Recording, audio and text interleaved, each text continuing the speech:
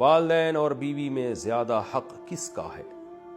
بیٹے کا زیادہ قریبی رشتہ کس کے ساتھ ہے؟ والدین کے ساتھ یا بیوی کے ساتھ؟ یعنی زیادہ توجہ والدین کی طرف ڈالے یا بیوی بچوں کی طرف؟ بنت خلیل احمد انڈیا سے ہوئے دیکھیں، حق تو والدین کا بہرحال زیادہ ہے، انہوں نے جنا ہے، ان کے احسانات بے پناہ ہیں، اس میں تو دو رائے نہیں ہو سکتی، اور توجہ بھی والدین ہی کی طرف زیادہ دینی ہے، یعنی والدین کو بیوی پہ ترجیح دینی ہے۔ لیکن اس میں اصول یہ ہے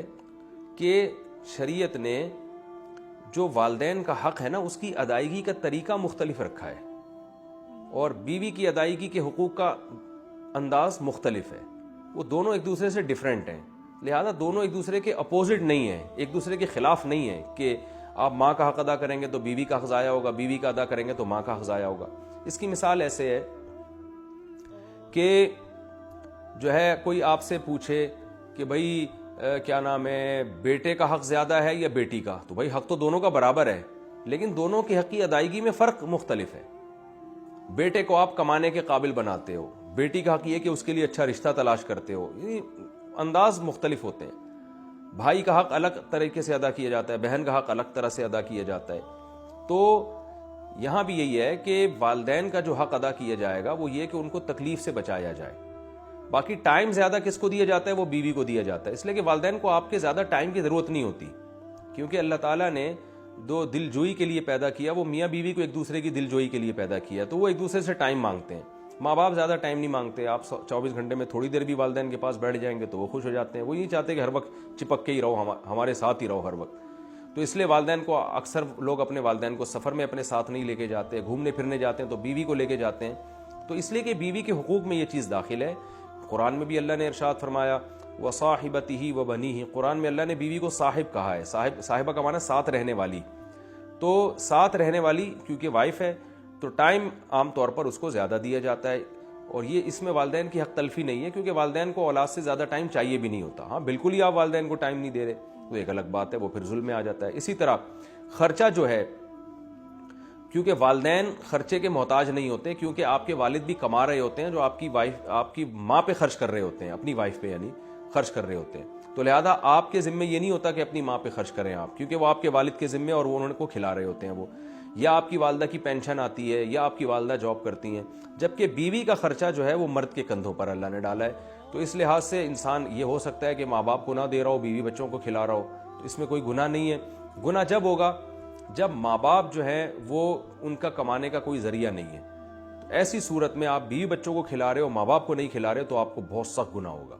ایسی صورت میں آپ کو حکم ہے کہ آپ دونوں کو کھلاؤ، پھر آپ کسی کی وجہ سے کسی کو محروم نہیں کر سکتے۔ آپ اگر آپ کے پاس آمدن کم ہے تو ڈیوائیڈ کرو آپ اس کو۔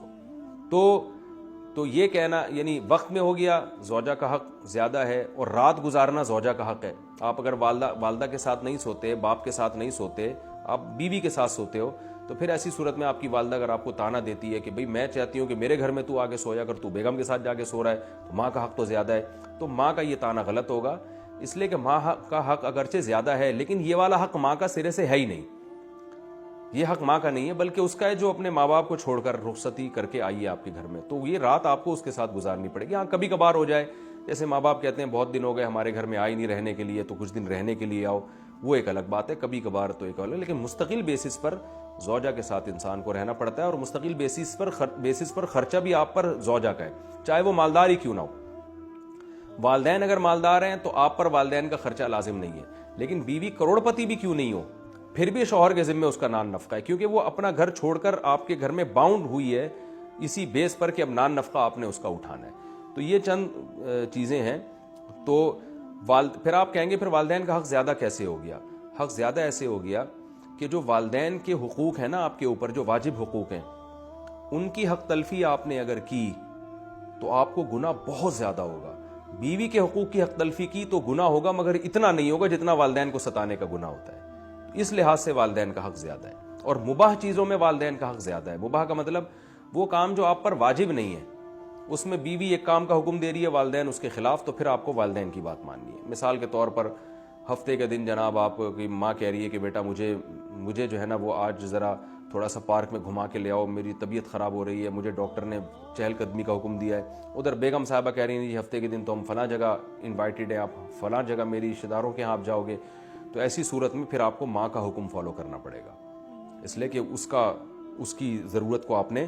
پہلے مد نظر رکھنا ہے۔ بیگم کو آپ بول دیں بھائی بیگم دیکھو میری اماں کی طبیعت خراب ہے، اماں نے بولا ہے پارک میں لے کے جاؤ مجھے